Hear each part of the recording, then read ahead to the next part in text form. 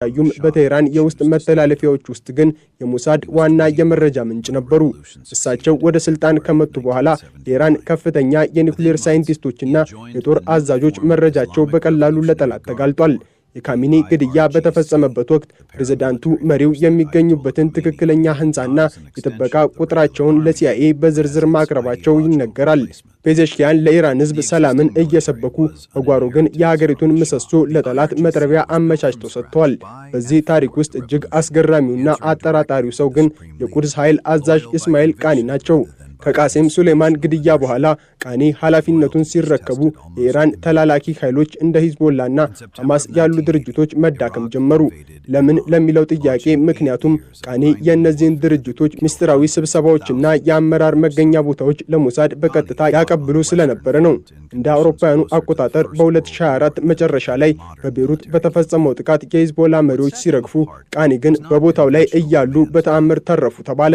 ይህ ተአምር ግን ለብዙዎች የሰላይነት ማረጋገጫ ነበር። በስለላው ዓለም ውስጥ ተከታታይ ተአምራት የሚባሉ ነገሮች የሉም። ያሉት ስልታዊ ጥበቃዎች ብቻ ናቸው። ቃኒ በቤሩት የነበራቸው ቆይታ የሂዝቦላ መሪዎችን ለሞሳድ አሳልፎ ለመስጠት የተደረገ ድራማ ነበር። ከዚያ በኋላ ቃኒ ለሳምንታት ተሰወሩ።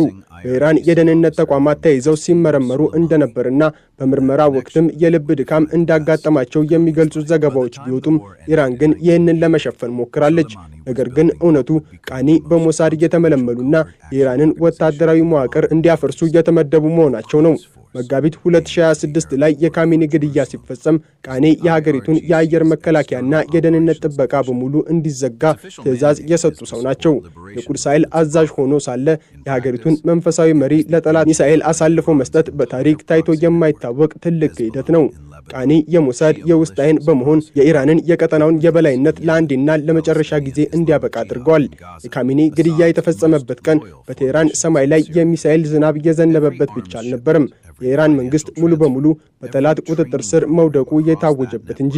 የኒውዮርክ ታይምስ እንደዘገበው የሲአይኤ መረጃ እጅግ ትክክለኛ የነበረው በሳተላይት ብቻ ሳይሆን በፔዜሽኪያን እና በቃኒ በቀጥተኛ በተላከ መረጃ ነበር። ካሚኒ በቴህራን መሃል በሚገኝ አንድ ምስጢራዊ ህንፃ ውስጥ ከደህንነት አባላት ጋር ሊገናኙ መሆኑን የሚያውቁት ጥቂት ሰዎች ብቻ ነበሩ። ከእነዚህም ውስጥ ፔዜሽኪያንና ቃኒ ዋነኛዎቹ ነበሩ።